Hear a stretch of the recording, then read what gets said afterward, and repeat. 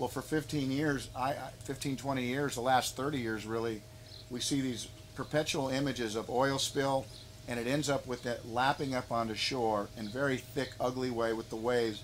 And the local citizenry is there armed with pitchforks and rubber boots, hay. It looks ridiculous, but it always reduces itself down to the same image. The people who live there are making a last stand on a beach.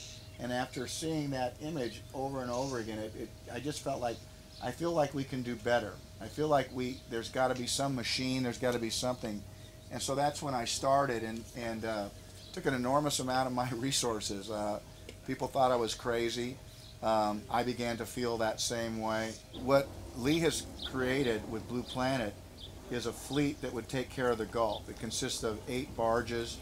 It consists of 15 little mini gulps that can work in the shallow water. So when you actually look at those numbers, 8 barges versus 9,000 vessels that were operating out there that only collected 3% of the oil, it doesn't take a genius to know that 8 barges, number one, would have got the vast majority of the oil, perhaps all of it, if it was allowed to come to the top, versus 9,000 boats that represent nothing but a show, and was referred to as the largest armada since D-Day.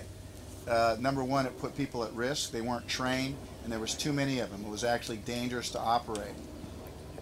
The 9,000 vessels were responsible for about collection of that's been referred to as 3% of the oil. So let's do the dumbbell thing. 9,000, 3%. 8 barges, 98%.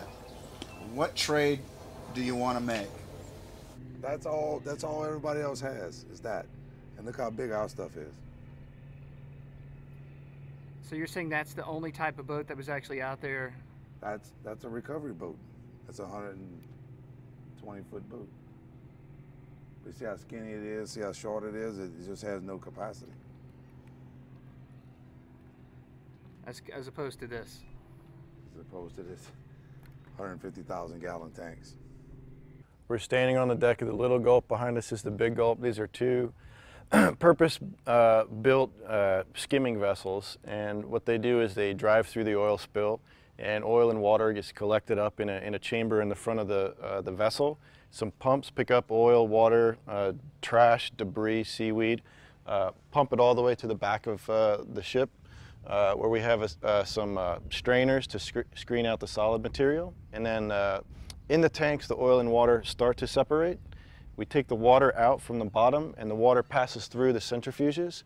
The centrifuge then removes any residual oil that might be in the water so that it's safe to discharge the water over the deck of the ship. The purpose of getting the water out of the oil is to maximize the available storage capacity on the deck of the ship so that it can operate for longer periods of time and collect more oil from the spill.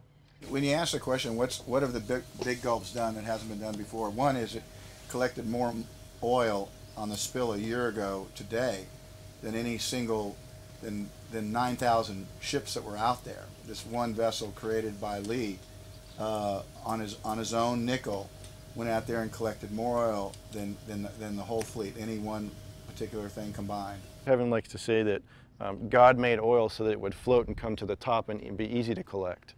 What dispersants do is they take the oil from a relatively isolated location in the ecosystem, just on the top of the water, where very limited numbers of animals can be affected, marine animals.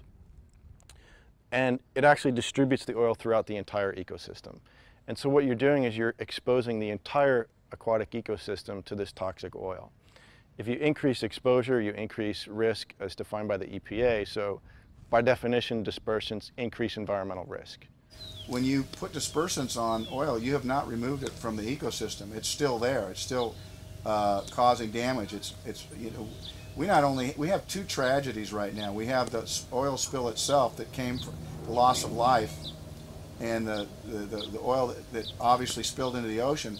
But now we're going to experience years of degradation to the marshes, and that's a result of sinking that oil, and it continues to move towards the shore.